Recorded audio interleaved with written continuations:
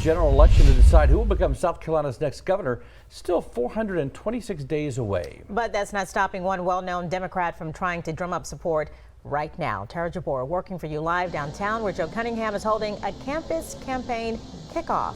Tara? Dee and Tessa, I'm here at the College of Charleston, and Joe Cunningham is expected to be here any minute now. He's kicking off this tour right here at the College of Charleston because it's his alma mater. Now, as you can see, people are already here waiting for Joe Cunningham to arrive. He told us earlier today he believes young people will play a big role in this election.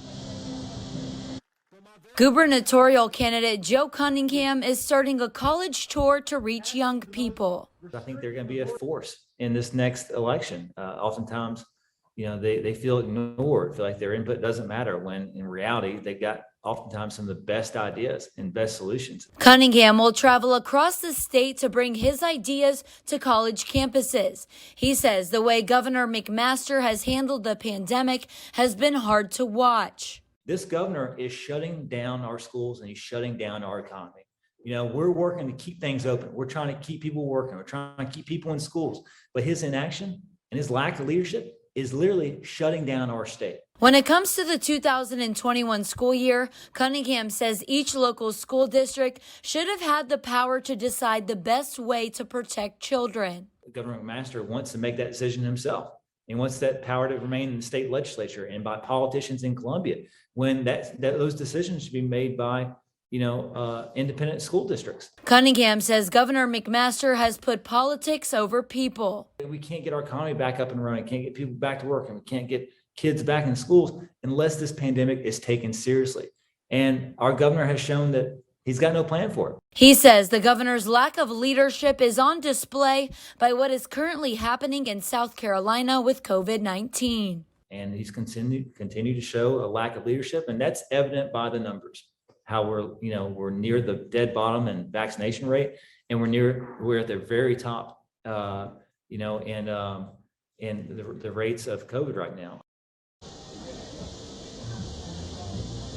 And again, this event is set to kick off any minute now. Cunningham will continue to travel to other colleges and universities across the state. Working for you in downtown Charleston, Tara Jabor, ABC News 4. Well, Mia McLeod also running as a Democrat. She's the first African-American woman to run for this office. We've reached out to her for comment. Meanwhile, Gary Vitor is a Democratic activist who's also running, and he told us tonight, quote, "I would have done the opposite of what Governor McMaster has done in handling the pandemic.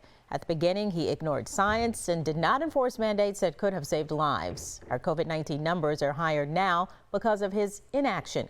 McMaster shouldn't be a governor. A governor is supposed to inspire people and exhibit leadership during a crisis."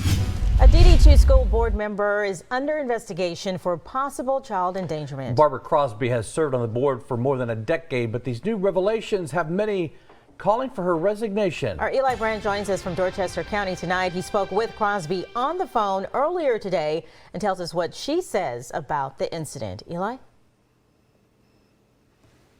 Well, Dean and Tessa, Crosby told me that she never put anybody in danger. She says the incident involves her leaving her grandchildren in a car here during a September 1st Dorchester District 2 school board meeting. She says they were watched the entire time until their mother came to pick them up. But according to a report filed by the Dorchester County Sheriff's Office, at least one deputy here had concerns for those children's safety. This woman is helping to decide the health and welfare of not just my children, but my friends' children. Dorchester County deputies say Crosby left her 9- and 4-year-old grandchildren in the car during last week's meeting. The report says the car was running and the doors were locked. At least one deputy says he tried to stop Crosby from leaving the juveniles in the car, but she says she asked him to watch them until their mother could arrive. The deputy says he was able to convince the older child to unlock the doors. Just as with any leader in any position, I don't care if it's the Boy Scouts. If a leader does something wrong, they need to be removed from that position. Kristen Blasco is a mother of 2 DD2 students. She is just one of the voices calling for Crosby's resignation. She says these actions make her wonder how well Crosby can serve her children. As a first responder's wife, I've heard about all the horrible car accidents that happen. And she didn't even have the forethought to go, what if one of these kids jumped around the car and caused it to engage into reverse or neutral? And then they're locked in the car. They don't know what to do. So if she's willing to put her own flesh and blood in that kind of danger, what's she willing to do for my kids? A fellow DD2 board member I reached out to for comment says while they don't want to be named, they also want Crosby to resign because this, quote, brings into question the level of care Ms. Crosby has for children in her care. I think it also brings into question possible mental soundness issues, and if there is a potential diminished capacity, can she still function as a valuable member of the school board, end quote. These people are supposed to stick up for our kids, and what she did isn't doing that.